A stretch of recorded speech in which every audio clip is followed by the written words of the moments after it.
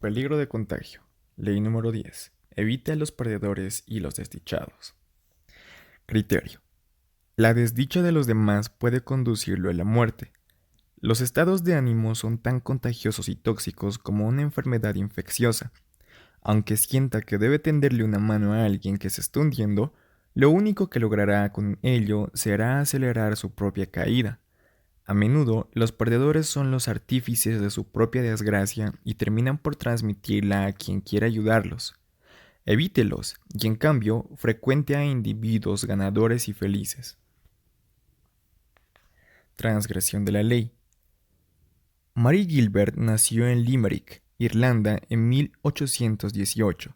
Llegó a París alrededor de 1840 para hacer fortuna como bailarina y actriz. Adoptó el nombre de Lola Montez. Su madre tenía una lejana ascendencia hispánica y afirmó ser una bailarina de flamenco oriunda de España. A partir de 1845, su carrera comenzó a languidecer, de modo que para sobrevivir se hizo cortesana. Pronto llegó a ser una de las más exitosas de París. Solo un hombre podía salvar la carrera de bailarina de Lola, Alexandre Boucharier, dueño y también el crítico de arte del diario de mayor circulación de Francia. Lola decidió cortejarlo y conquistarlo. Al investigar sus costumbres, descubrió que Ducharier salía a cabalgar todas las mañanas. Como también ella era un excelente jinete, salió a caballo una mañana y se encontró por casualidad con él.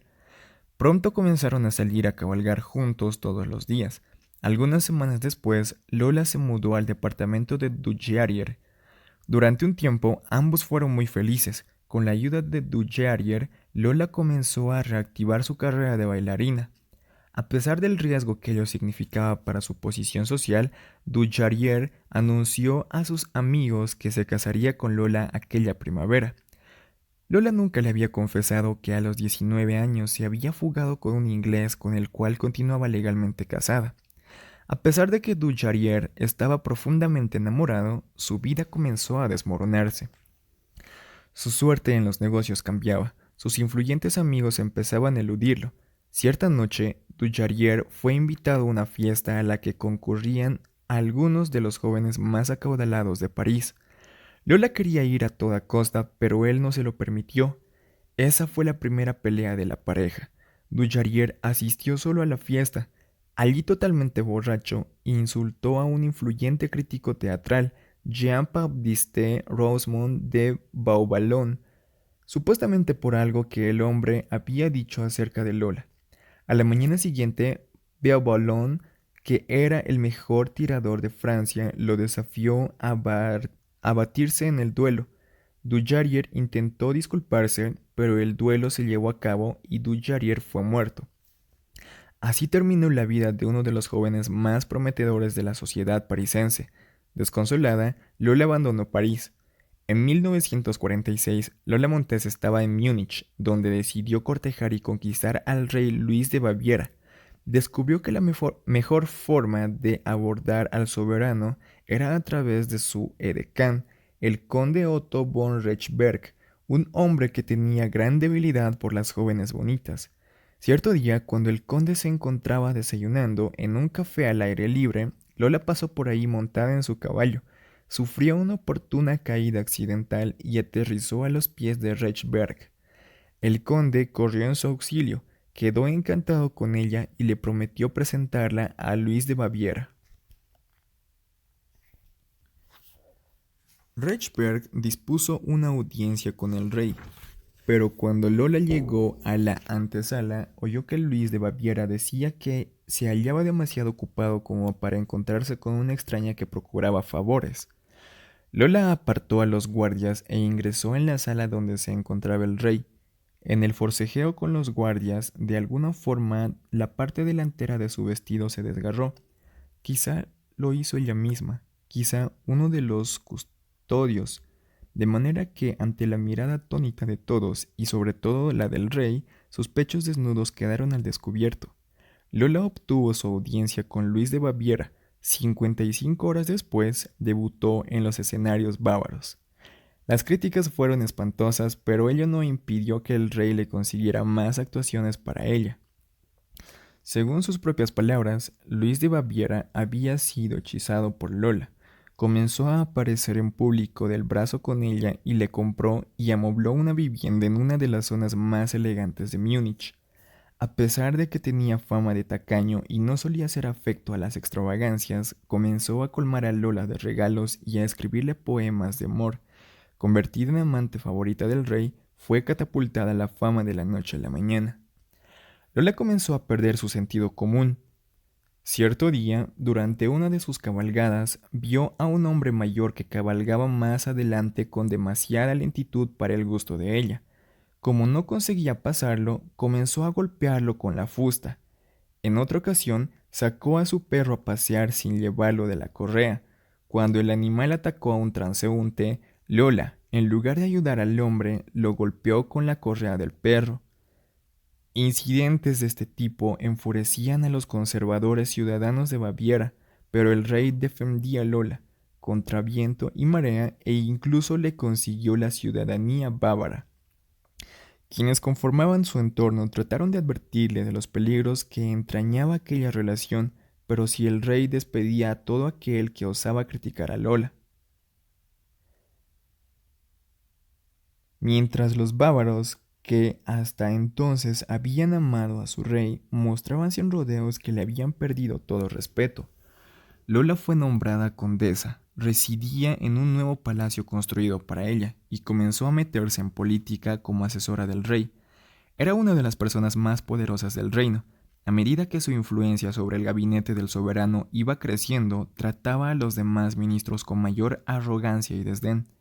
Como consecuencia, en toda Baviera comenzaron a producirle manifestaciones contra el amante del rey. Un país otrora pacífico de pronto parecía hallarse al borde de una guerra civil, pues los estudiantes clamaban en todas partes: «Raus mit Lola». Para febrero de 1848, Luis de Baviera ya no pudo resistir la presión. Con profunda tristeza ordenó a Lola que abandonara Baviera de inmediato. Lola se fue, pero no sin antes cobrar una importante indemnización. Durante las 5 semanas siguientes, la ira de los bávaros se dirigió contra su antes tan amado rey, que en marzo de aquel año se vio obligado a abdicar. Lola Montes se mudó a Inglaterra. Lo que necesitaba por sobre todas las cosas era un halo de respetabilidad, de modo que a pesar de estar casada, aún no se había divorciado del inglés, se echó el ojo a George Treyford Held, un hombre brillante oficial del ejército, hijo de un influyente abogado, aunque era 10 años menor que ella y podría haber elegido esposa entre las jóvenes más bellas y adineradas de la sociedad británica. Held cayó bajo su hechizo. Se casaron en 1849. No mucho después, Lola fue arrestada, acusada de bigamia, pero logró eludir la cárcel. Ella y Held se dirigieron a España. Tenían peleas terribles y en cierta ocasión Lola lo atacó con un cuchillo. Al fin terminó echándolo. Cuando Held regresó a Inglaterra, se encontró con que había perdido su cargo en el ejército. Marginado por la sociedad inglesa, marchó a Portugal, donde vivió en la pobreza. Al cabo de pocos meses, concluyó su corta vida en un accidente náutico. Algunos años más tarde, el hombre que había publicado la autobiografía de Lola Montes fue a la bancarrota. En 1853, Lola se mudó a California, donde conoció a un hombre llamado Pat Hull, con quien se casó. Esta relación, como todas las anteriores, fue tormentosa. Por último, lo abandonó por otro hombre.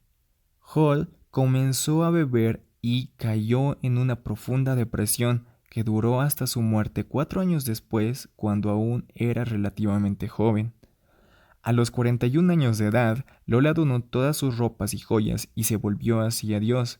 Recorrió los Estados Unidos dando conferencias sobre temas religiosos, vestida de blanco y con el remedio de un halo como adorno en la cabeza.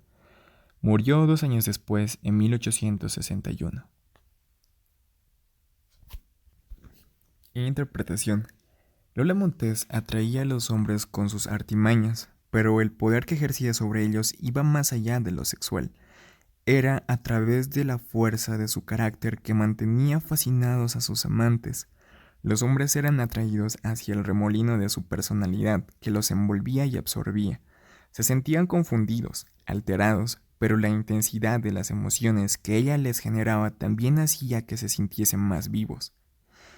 Como sucede a menudo con los contagios, los problemas comenzaban a surgir solo con el correr del tiempo. La inherente inestabilidad de Lola acababa por irritar a sus amantes. Llegaban a involucrarse en los problemas de Lola y su fijación los impulsaba a ayudarla. Este era el punto clave de la enfermedad. Resultaba imposible ayudar a Lola Montes, pues sus problemas tenían raíces demasiado profundas. Una vez que el amante de turno se identificaba con ellos, estaba perdido. Se veía envuelto en peleas y la toxicidad de la relación se extendía a sus familiares y amigos, o en el caso de Luis de Baviera, a toda una nación. La única solución consistía en separarse de Lola, de lo contrario, sufrirían la ruina. El tipo de personalidad tóxica y contagiosa no se limita a las mujeres, no tiene nada que ver con el sexo. Proviene de una inestabilidad interior que se irradia hacia afuera y atrae al desastre. Hay algo así como un deseo de generar el caos y la destrucción. Usted puede pasarse toda la vida analizando la patología de los caracteres tóxicos, pero no pierda su tiempo. Limítese a aprender la lección. Cuando sospeche que se encuentra en presencia de una persona contagiosamente tóxica, no discuta, no intente ayudar, no derive a esa persona a sus amigos o se verá involucrado sin remedio. Huya de la presencia de la persona tóxica o sufrirá las consecuencias. El tal Casio tiene una mirada descarnada y hambrienta. Piensa demasiado. No conozco otro hombre a quien trataría de evitar con tanta presteza como a ese enjuto Casio. Hombres como él no descansan mientras vean a alguien más grande que ellos mismos, y por lo tanto son muy peligrosos. Julio César, William Shakespeare, 1564 a 1616. Claves para alcanzar el poder. Los desafortunados de este mundo que han sido golpeados por circunstancias incontrolables merecen toda la ayuda, la simpatía y el apoyo que podamos brindarles. Pero hay otros que no han nacido desafortunados o desdichados, sino que atraen las desgracias a través de sus actos destructivos y su perturbador efecto sobre los demás. Sería magnífico si pudiésemos ayudarlos a levantar cabeza, a modificar sus esquemas de comportamiento, pero la mayoría de las veces las cosas suceden a la inversa. Son los esquemas destructivos de ellos los que terminan por meterse dentro de nosotros y cambiarnos. La razón es muy simple. El ser humano es en extremo susceptible a los humores, a las emociones e incluso a la forma de pensar de aquellas personas con las que comparte su tiempo.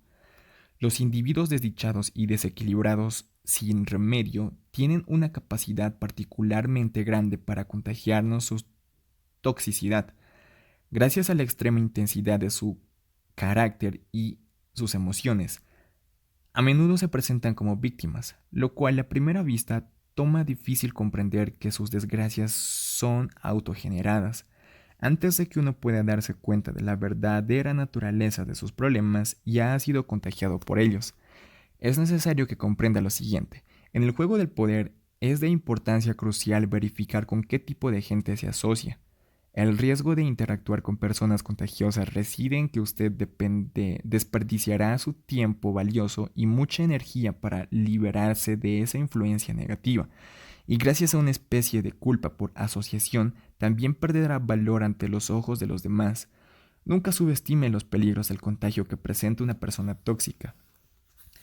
Existen muchas clases de personas tóxicas de las que hay que prevenirse, pero el más virulento es el individuo que sufre de insatisfacción crónica. Casio, el magistrado romano que conspiró contra Julio César, padecía de la insatisfacción que proviene de una profunda envidia.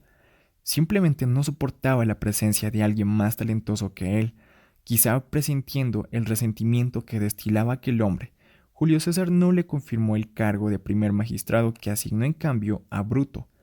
Casio rumió y rumió su odio contra César, hasta convertirlo en algo patológico. El propio Bruto, un convencido republicano, censuraba la dictadura de César. Si hubiese tenido la paciencia de esperar después de la muerte de César, se habría convertido en el primer hombre de Roma y podría haber enmendado los males que generó su antecesor. Pero Casio le contagió su propio rencor, llenándole los oídos con comentarios de los actos malvados de César. Al fin convenció a Bruto y lo ganó para su conspiración. Aquello fue el comienzo de una gran tragedia. ¿Cuántas desgracias habían podido evitarse si Bruto hubiese aprendido a temer la fuerza contagiosa de las personas tóxicas? Para este tipo de infecciones existe una sola solución: la cuarentena. Pero cuando usted al fin reconoce el problema, suele ser ya demasiado tarde. Una Lola Montés lo apabulla con su fuerte personalidad. Un Casio lo envuelve con sus confidencias y la complejidad de sus sentimientos. ¿Cómo es posible protegerse contra virus tan activos y patológicos? La respuesta reside en juzgar a la gente por el efecto que ejercen sobre el mundo que los rodea y no por las causas que ellos nos presentan como motivo de sus problemas. Los agentes de contagio pueden ser reconocidos por las desgracias que atraen sobre sí mismos, por su larga lista de relaciones fracasadas, por la inestabilidad de su carrera y por la misma fuerza de su carácter que los envuelve y les hace perder la razón. Tome estas señales como advertencia de que se encuentra frente a una persona tóxica altamente contagiosa. Aprenda a verles el descontento en la mirada y, lo más importante de todo, no les tenga lástima. No se enrede tratando de ayudarlos. La persona tóxica no cambiará, pero usted quedará atrapado. La otra cara del contagio es igualmente válida y quizá más fácil de comprender. Hay personas que atraen la felicidad por su buena disposición, su euforia natural y su inteligencia. Pueden construir una fuente de placer y usted debería asociarse con ellas para compartir la prosperidad que esas personas convocan. Esto vale para algo más que para el buen camino y el éxito. Todas las cualidades positivas pueden ser contagiosas. Talleyrand tenía muchos rasgos extraños e intimidatorios, pero la mayoría de la gente coincidía en que superaba a todos los franceses en afabilidad, encanto aristocrático e ingenio. Talleyrand provenía de una de las más antiguas familias nobles del país, y a pesar de sus ideas democráticas y de su fe en la República Francesa, conservaba los modales cortesanos. Su contemporáneo Napoleón era en muchos aspectos por completo opuesto, un campesino de Córcega, taciturno, poco gentil y hasta violento. Napoleón no admiraba a nadie tanto como a Talleyrand. Evitaba el trato que tenía su ministro con la gente, así como su gracia y su habilidad para seducir a las mujeres, y trataba por todos los medios de tenerlo cerca, en la esperanza de absorber la cultura que él carecía. No cabe duda de que Napoleón fue cambiando a lo largo de su gobierno. Muchas de sus asperezas se suavizaron gracias a su constante asociación con Talleyrand. Utilice el aspecto positivo de la ósmosis emocional y benefíciese con sus ventajas. Si, por ejemplo, usted es avaro y mezquino por naturaleza, nunca llegará más allá de ciertos límites, ya que solo las almas generosas alcanzan la grandeza. Júntese con los generosos y estos lo contagiarán, abriendo en usted todo lo que podría ser estrecho y limitado. Si usted es taciturno, vuélquese hacia los individuos alegres. Si tiende al aislamiento, oblíguese a hacerse amigo de los gregarios. No se asocie nunca con quienes comparten sus defectos, ya que solo reforzarán todo lo que usted lo traba. Relaciónese solo con aquellas personas con las que comparta afinidades positivas. Convierte esas premisas en la regla básica de su vida y se beneficiará más que con cualquier terapia.